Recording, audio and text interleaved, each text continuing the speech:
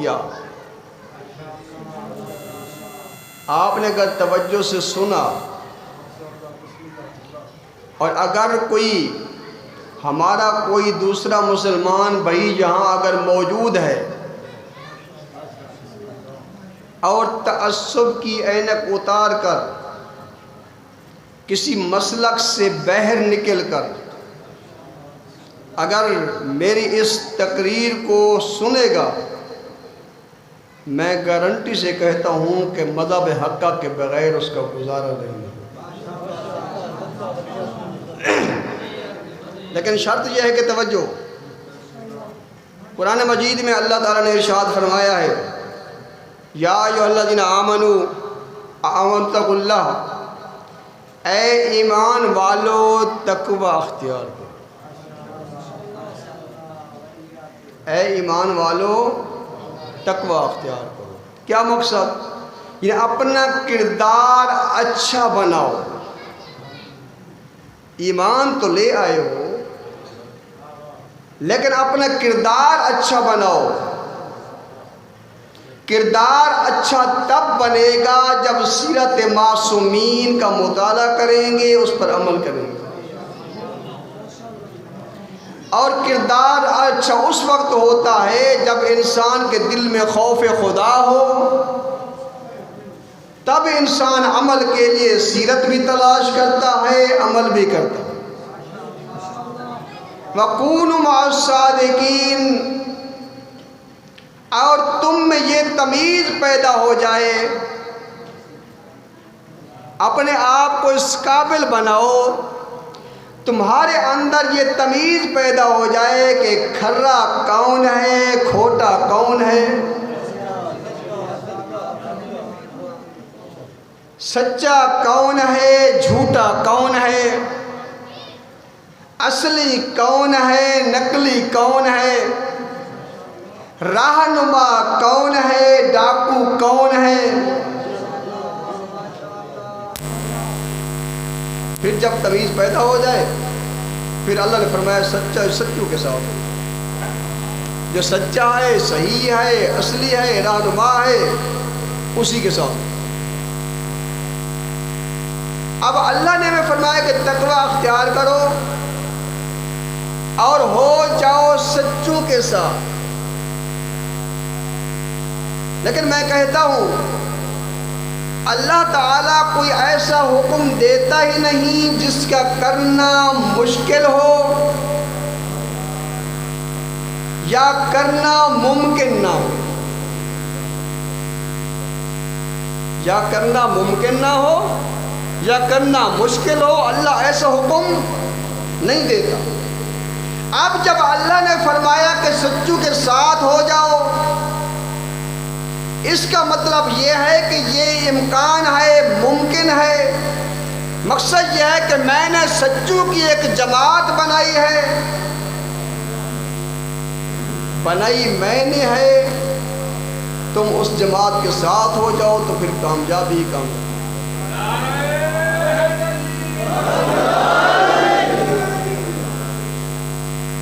अब सिर्फ अगर ये अल्लाह फरमा दे कि सच्चू के साथ हो जाओ, मैंने सच्चू की जमात बनाई है, और तारुफ ना करवाए,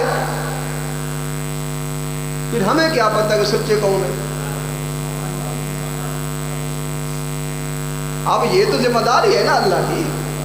जब अल्लाह ने फरमा दिया, हुक्म दिया कि सच्चू के साथ हो जाओ, अब अल्लाह ने तारुफ भी तो करवाना है। ऐसा निज़ाम बनाए, ऐसा तारुफ करवाए सच्चू का, ऐसा मुकम्मल तारुफ हो जिसमें कोई इख्तलाफ ना हो। जब सादिकीन की बात आए तो वहाँ अहले सुन्नत भी कहे कि यही हैं, बरेलवी भी कहे कि यही हैं, अहले हदीस भी कहे कि यही हैं, देवबंदी भी कहे कि यही हैं, शिया भी कहे कि यही हैं, सारे के सारे फिरके मुत्तहिद मुत्तफिक होकर कहे कि यही सादिकीन हैं। फिर अगर को माने या ना माने उनकी अपनी किस्मत।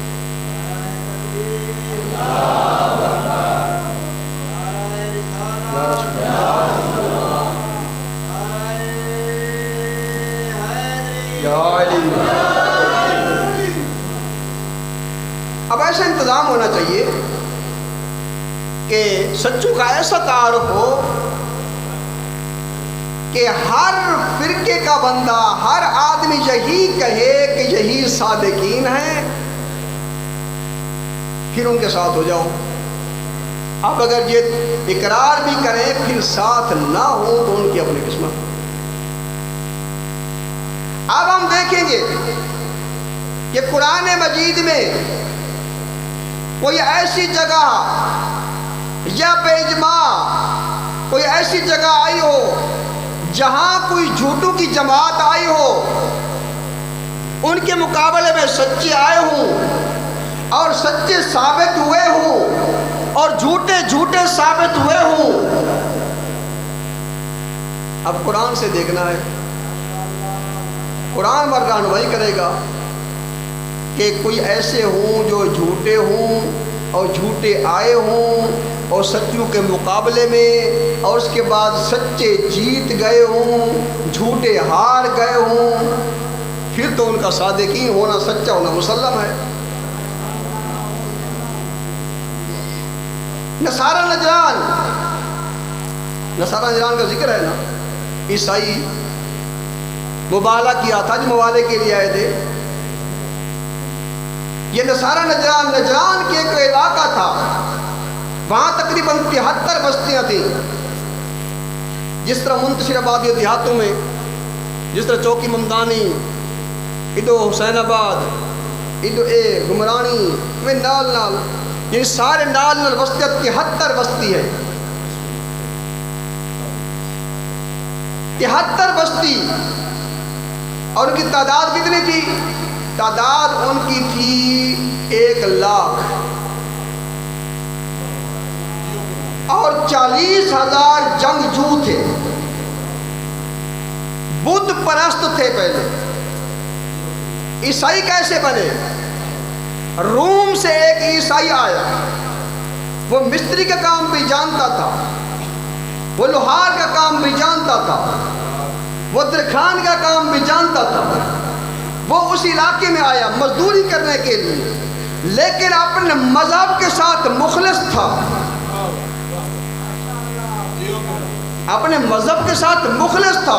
जहां काम करने गया वहां इंजील सुनाई, जहां काम करने गया वहां इंजील सुनाई, और हत्ता के पूरे लोग 1 लाख बुत परस्ती को छोड़कर सारे के सारे ईसाई हो गए उसकी मेहनत की वजह से। एक ईसाई अपने मजहब के साथ मुखलिस हो जाए तो इतना काम कर सकता है। अगर मुसलमान काश की इस तरह मुखलिस होता अपने मजहब के साथ, सारे दी तजिदों किलो पैसे दे, पैसे के अगली वाले तंजीम बन लगी, नौजवान ने दी जेस, मैं क्या भैया आओ शिरकत करो, नौजवानों को जो है सी तनख्वाह मिल सी है, गाँव सारी पैसे दे गई सलवात पर।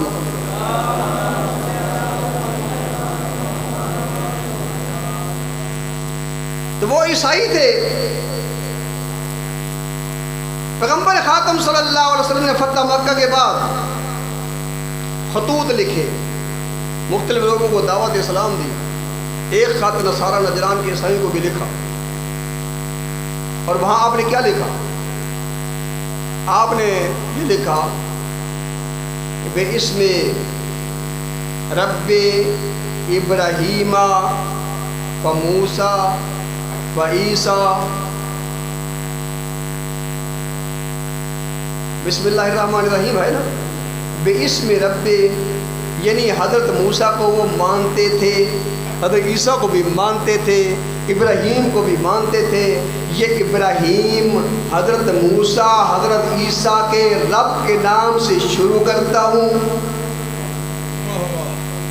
मैं उनके रब का नुमाइंदा होकर तुम्हें दावत देता हूँ कि या तो इस्लाम को कबूल करो या फिर जिजिया दो। अगर इस्लाम कबूल भी नहीं करते, जिजिया भी नहीं देते हो, तो फिर जंग के लिए आमादा हो जाओ। 3 बातें। अबू हारिसा उनका बड़ा आलिम था, बड़ा पादरी था, बड़ा राहिब था उनका, जिस तरह के बड़ा मजहबी लीडर होता है, मजहबी रहनुमा होता है। अब वो हादसा के पास जब खत पहुंचा तो उसने बुलाया अपने मुशावरती कमेटी को, तो वो कहने लगे मालूम तो ऐसे होता है कि ये ख़त उसका है जिसके बारे में पेशीन गोई दी गई थी कि एक पैगंबर आने। आगे तुम खुद सोचो। अल मुख्तसर, वहां से यही फैसला हुआ कि जल्दी नहीं करते, जाते हैं, यहाँ से एक वफद जाना चाहिए और वफद में हर बस्ती का एक एक नुमाइंदा होना चाहिए और ये जाकर उसके साथ मिलें, बात करें, पहले पता तो चले कि ये कैसे सच्चा है या झूठा है। अब वहाँ से रिवायत मिलती है कि 60 आदमी वहाँ से तैयार हुए। 60 आदमी तैयार हुआ, वहाँ से जाने लगे और एक कर्ज नामी शख्स था, वो भी पादरियों का था, वो घोड़े पर खड़ा हुआ था। अचानक उसके घोड़े का पाँव एक पत्थर पर लगा, घोड़ा थोड़ा सा फिसला, जब फिर वो गिरने लगा अपने आप को संभाल लिया, फिर कहता है कि देख गजब थी गए। वो जुमले में अदा नहीं करता जो उसने अदा की कि वहाँ बैठा है, उसने खत लिखा है, उसकी तरफ जाने के लिए हमें इतनी मुसीबत भोगनी पड़ गई।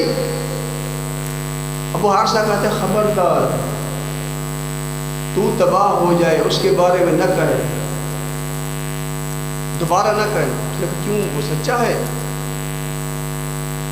वो सच्चा है। उसने कहा मुझे शक इसी तरह पड़ता है कि वो सच्चा है। फिर जब सच्चा है तो फिर क्यों जा रहे हो? मान लो।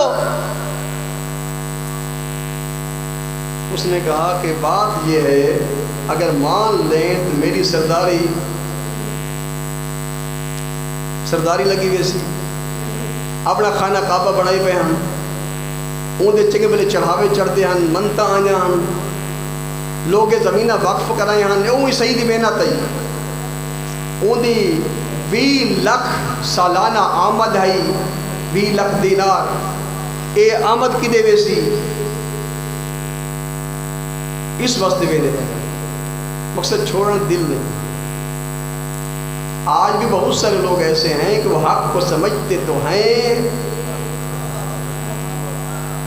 लेकिन आते नहीं। क्यों? वो टर्नेली जाती है, सरदारी जाती है, वो पैसा जो आ रहा है वो जाता है।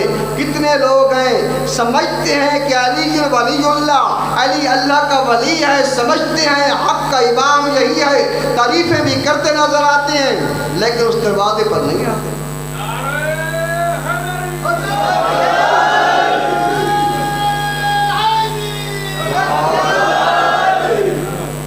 लेकिन दरवाजे की तरफ नहीं आते, दूर दूर से वीडियोस क्लिप आ रहे हैं। कितनी तारीफें, इतनी तारीफें शायद हम भी ना करते होंगे जितनी तारीफें वो कर रहे हैं। लेकिन अफसोस की बात है इतनी तारीफें भी जानते हैं, इतने फजाइल भी जानते हैं, आते क्यों नहीं? गाल बतुफा आ गई अब हर साल सरदारी की देवेसी जी आमादे हो की देवेसी, मुरीद की देवेसन। तो लिहाजा ये बड़ा मुश्किल काम होता है। तो बहरहाल वहाँ से रवाना हुए, मदीना के बाहर आए, पता किया, उन्हें कहा सरकार खातमुन नबीयीन वहाँ मस्जिद नबी में तशरीफ़ फरमाया असहाब के साथ। वहाँ पहुँचे, मस्जिद के एक कोने में आप असहाब के साथ बैठे थे, ये गए दूसरे कोने में, नमाज को उनकी इबादत का वक्त हो गया, उन्हें नाकूस बजाया, नाकूस बजा कर इबादत में मशगूल हो गए। असहाब वहाँ गुस्से में आ गए, मस्जिद नबी, ईसाई और नाकूस इबादत। आपने फरमाया नहीं, हर एक को मजहबी आज़ादी है, कुछ न करो, हर एक को मजहबी आज़ादी है, कुछ न करो। मस्जिद नबी तो ईसाई भी आया बैठे इबादत करेंदा पे, पैगंबर फरमाने कुछ ना। आज मुसलमान को मस्जिद नहीं आए, मुसलमान को मस्जिद नहीं आने, मस्जिद नबी बैतुल्लाह हराम के बाद अगर मकाम है तो मस्जिद नबवी है। ईसाई नाकूस भी बजाए मस्जिद, नमाज भी पढ़िए मशरक के पास मुंह करके अपने तरीके के मुताबिक। पैगंबर ने मना नहीं फरमाया, पैगंबर ने उनकी सीरत नमूना है हमारा। पैगंबर ने हमें दर्श दिया है कि तुम्हारे लिए दरवाजे खुले होने चाहिए हर एक के लिए। हो सकता है कि उस दरवाजे से कोई आए और जाकर कोई मिकदाद बन जाए, कोई सलमान बन जाए, कोई अबूजर बन जाए, कोई कंबर बन जाए, कोई भी आए आए।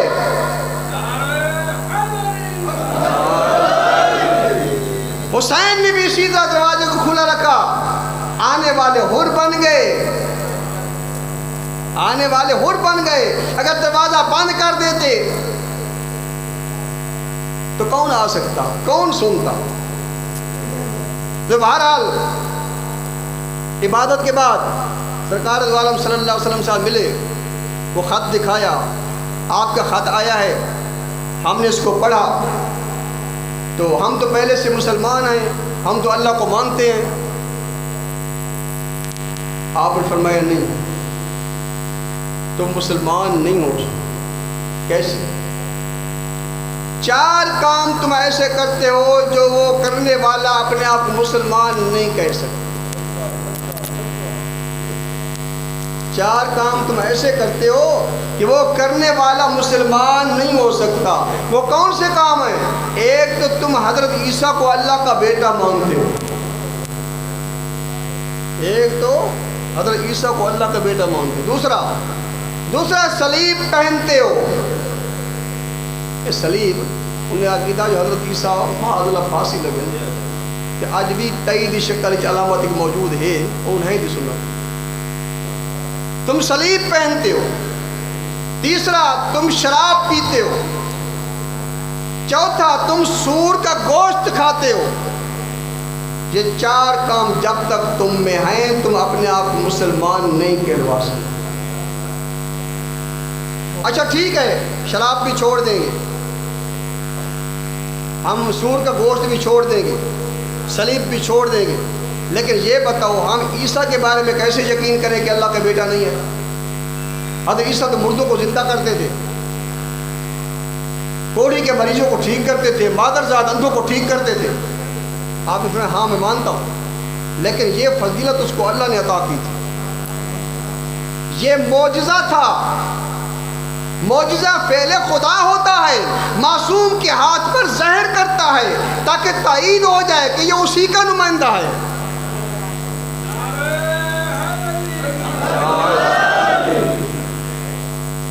दूसरा कहने लगा, अगर ईसा अल्लाह का बेटा नहीं तो बताओ किसका बेटा है? मरियम ने किसी के साथ आक़द किया था? नहीं। किसका बेटा है? इसका बाप का नाम बताओ। उस वक्त आयत नाज़िल हुई, इन्ना मासला ईसा इंदल्लाहि कमासल आदम, बेशक ईसा की मिसाल अल्लाह के नज़दीक आदम की सी है। खालक़हु मिन तुराब सुम्मा क़ाल लहू कुन फयकून, इसको मट्टी से पैदा किया फिर फरमाया हो जा, बस हो गया। जिस तरह आदम की खिलकत की, ईसा की खिलकत भी उसी तरह की। अगर फजीलत बगैर बाप के है कि बगैर बाप का पैदा हुआ इसीलिए फजीलत है, अल्लाह का बेटा है, तो फिर आदम तो हव्वा उनके बाप भी नहीं माँ भी नहीं, फिर तो बहुत ज़्यादा फजीलत, उनको अल्लाह का बेटा मानो। बिल आखिर जब देखने लगे कि हम हार गए हैं, उन्होंने कहा तुम्हारे दलाइल के मैं समझ नहीं लगे। उनमें से एक कहने लगा, आकिब कहने लगा कि हम मुबाहला करते हैं। उसका मकसद ये है कि मुबाहले की बात करेंगे कि वे सच्चा झूठा होगा, एक दूसरे को बद्दुआ करेंगे, मुबाहले में ये भाग जाएंगे हमारे सामने नहीं है। उसने मुबाहले का जिक्र किया, आयत नाज़िल हुई कि ऐ मेरे रसूल फमन हाज्जक मिन बाद मा जाअकम मिनल इल्म, जब तुम दलीलें भी दे चुके हो, दलीलें भी आ चुकी, सब कुछ मिल चुका, इसके बाद भी अगर ये बहस करते तुम्हारे साथ, फकुल इनसे कह दो तालो आओ न तो अबनाना व अबनाकुम व निसाना व निसाकुम व अनफुसना व अनफुसकुम सुम्मा नब्तहिल फनजअल लानतल्लाहिल काज़िबीन। तुम अपने बेटों को बुलाओ, हम अपने बेटों को बुलाएं। तुम अपनी औरतों को बुलाओ, हम अपनी औरतों को बुलाएं। तुम अपने नफ्सों को बुलाओ, हम अपने नफ्सों को बुलाएं। सुम्मा नब्तहिल, फिर मुबाला कर लेते हैं। फनजअल लानतल्लाहिल काज़िबीन, जो झूठा होगा उस पर अल्लाह की लानत। मेरी गाल नहीं समझ आती भी, जो झूठा होगा उस पर अल्लाह की लानत होगी। अब कौन कौन आया? तमाम मुफस्सिरीन ने, ये ऐसी आयत इसको कोई भी मसला कहो, इसको किसी जगह भी नहीं ले जा सकता। किसी से पूछ लो कि ये आयत, इसमें अनफुसना से मुराद कौन है और अबना से मुराद कौन है, निसा से मुराद कौन है, या कौन कौन आए थे, सही करें। ये रिवायात मिलते जो पंचमन पाल भाई गाल नहीं जुड़ दी थी ये आयत पे वेदी के पास है। तो उस वक्त कैसे आए? अपना आना जमा का सीगा है, जितने तुम्हारे बेटे हैं सबको ले आओ। हम भी ले आते। जितनी औरतें हैं सबको ले आओ। ये उसमें नहीं है फर्क कि बीवियों को ले नहीं लाना, बहनों को नहीं लाना, माओ को नहीं लाना, बेटियों को नहीं लाना, नहीं किसी का नहीं। जो जो सच्चे हूँ सबको ले आओ, चाहे वो बहन हो, चाहे वो बेटी हो, चाहे वो बीवी हो, कोई भी हो, जो सच्चे सबको ले आओ। हम भी ले आते हैं। वान फोसना वान फोसको, तुम भी अपने जैसों को लाओ, हम भी अपने जैसों को लाते हैं। तुम भी अपने जैसों को लाओ, हम भी अपने जैसों को लाते हैं। अब अबनाक साहब में कौन गया जहाँ से? इमाम हसन इमाम हुसैन गए। क्योंकि वहाँ कहती थी लानत, वहाँ वो जा सकता था जिसने जिंदगी में एक झूठ भी न बोला हो। अगर जिंदगी में अगर 100 में से अगर 99 सच बोला है, एक झूठ बोला है, सच्चा तो है लेकिन झूठे पर लानत नहीं कर सकता। सच्चा तो है मगर झूठे पर लानत नहीं कर सकता। वहां वो जाएगा जिसने जिंदगी में झूठ ना बोला हो। अब कौन गए? अपने आप के साथ में हसन हुसैन गए। निसा आना, उसके साथ में कौन गया? उसके सब में एक फातिमा ज़हरा सलामुल्लाह अलैहा बहुत 9 बीवियाँ थी मगर नहीं, कोई नहीं। अनफुसना व अनफुसकुम, अपने जैसों को लाओ। अपने जैसे कौन? जो कहते हैं कि पैगंबर हम जैसे थे, हैं? पैगंबर को फरमाया, पैगंबर ने फरमाया तुम अपने जैसों को लो, हम अपने जैसों को लाते हैं। अब देखेंगे तमाम रात को तकरीबन बहुत सारे लोग ऐसे थे, रात को नींद भी नहीं आई कि हम किस सफ में जाएंगे, हम किस सफ में जाएंगे। पता नहीं, जब रसूल को हुक्म हुआ अपने जैसों को लाओ, शायद हम उन जैसों में चले जाएंगे, लेकिन अपने जैसों में गया तो फ़कत अली। इसका मतलब सिवाय नबूवत और रिसालत के अगर तमाम खवास नबू मौजूद थे पैगंबर इस्लाम के तो वह अली में थे और किसी में नहीं थे। और देखो तस्वीरी तर्जमा, तस्वीरी तर्जमा। पहले हुक्म है अबनाना, अबनाना, उसके नीचे हसन हुसैन जा रहे हैं। उसके बाद पीछे क्या? निसाना व निसाकुम, उसके पीछे हज़रत फातिमा ज़हरा जा रही है। पैगंबर इस्लाम इमाम हुसैन को सीने के साथ लगाए हुए और किसकी उंगली पकड़े हुए? इमाम हसन की उंगली पकड़े हुए जा रहे हैं। पीछे फातिमा ज़हरा है। अनफुसना व अनफुसकुम, अनफुसना, फिर आखिर में अली जा रहे हैं, हज़रत फातिमा ज़हरा दरमियान में है। अब फातिमा की अज़मत मर्तबा को समझें। फातिमा कौन है? नबूवत और रिसालत को आपस में मिलाने वाली कड़ी का नाम फातिमा ज़हरा है। अब जब गए तो आप देखें तर्जमा, कोई फ़र्क नहीं है तर्जमे किसी के किताब में। तो वहाँ हज़रत सलमान ने जगह बनाई, सलमान को ये शर्फ हासिल हुआ। खजूरें थी, हुक्म आ गया खजूरों को उनकी शाखों को आपस में बांध कर ऊपर से चादर फैला दी जाए, वहाँ साया बनाया जाए, नीचे से चादर बिछा दी जाए। और उस वक्त वो सब इकट्ठे थे। लेकिन मैं एक सवाल करता हूँ कि क्या कभी सुना है, इधर से तो हमें बयान किया जाता है कि ये पंजतन पाक गए, उधर से भी मिलता है कि उनकी बेटे आए हों, उनकी औरतें आई हों, उन जैसे तो हूँ। क्यों? वो थे राहिब। कौन थे? राहिब। जो ईसाइयों के राहिब होते थे, आलिम होते थे, उनके पादरी होते थे, वो शादियां नहीं करते थे, वो शादी के कायल नहीं थे। वो समझते थे कि शादी और बच्चे, बीवी और बच्चे अल्लाह के रास्ते में रुकावट है, लिहाजा शादी नहीं करनी, बस अल्लाह अल्लाह करनी है, इबादत करनी है। इसीलिए वो शादियां नहीं करते थे। वो राहिब, इस्लाम ने उनको चैलेंज किया है, क्योंकि शादियों के कायल नहीं थे। इसीलिए अल्लाह ने फरमाया कि तुम अपने बेटों को लाओ। अपने बेटों को, बेटों में थे नहीं। ये मकसद ये है, इस्लाम ये बताना चाहता है कि इस्लाम में ला रहबानियत फिल इस्लाम, इस्लाम में रहबानियत का तस्वर नहीं है, इस्लाम में कोई राहिब वगैरह नहीं है। इस्लाम कहता है कि अगर तुमने बीवी बच्चों को छोड़कर इबादत शुरू कर दी, तुम्हारी कोई इबादत नहीं है। इबादत तुम्हारी वो है, बीवी के हकूक़ भी पूरे करो, बच्चों के हकूक़ भी पूरे करो, तब अल्लाह की इबादत करो, तब वो इबादत है।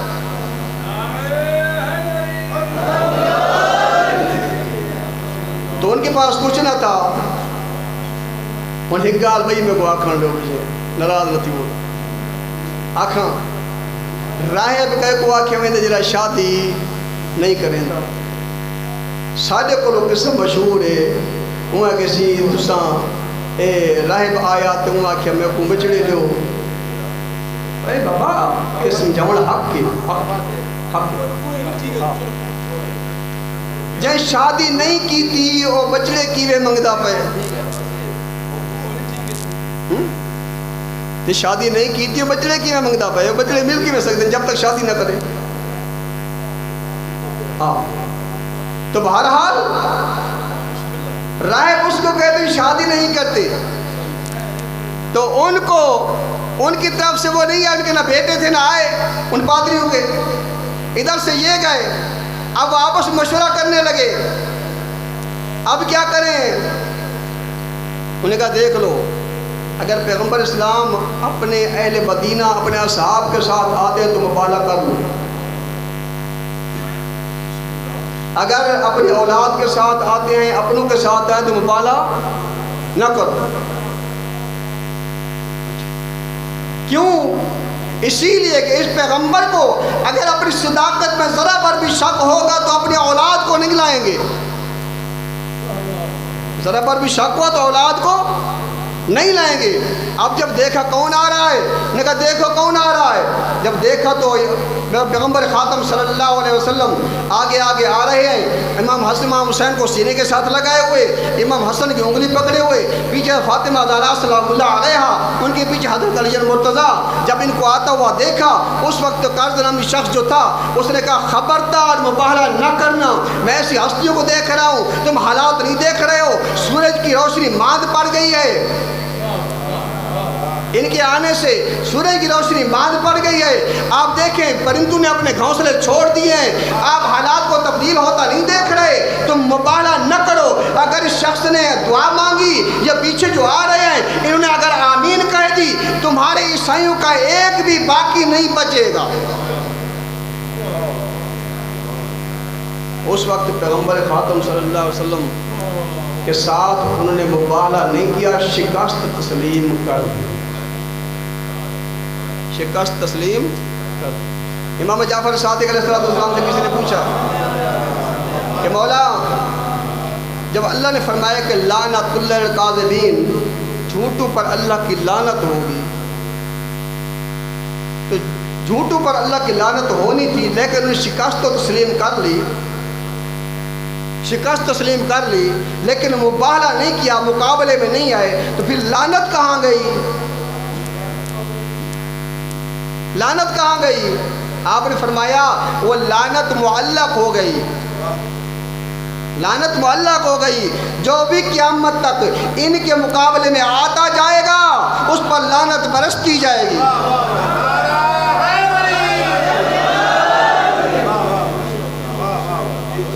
अब उसके बाद जोरफुल तोरफुल अशिया बेअज़दादिहा, हर एक चीज़ को उसकी ज़िद से पहचाना जाए। अगर रोशनी न होती तो अंधेरे का पता न चलता, अगर मीठा ना होता तो कड़वे का पता न चलता। ये हर एक की ज़िद होती है, हर एक अपनी ज़िद से मुतज़ाद से पहचाने जाते हैं। इसी तरह अगर झूठे न होते सच्चू का पता न चलता, बातिल न होता तो हक का पता न चलता। अब इधर से जो आए हुए थे कौन थे?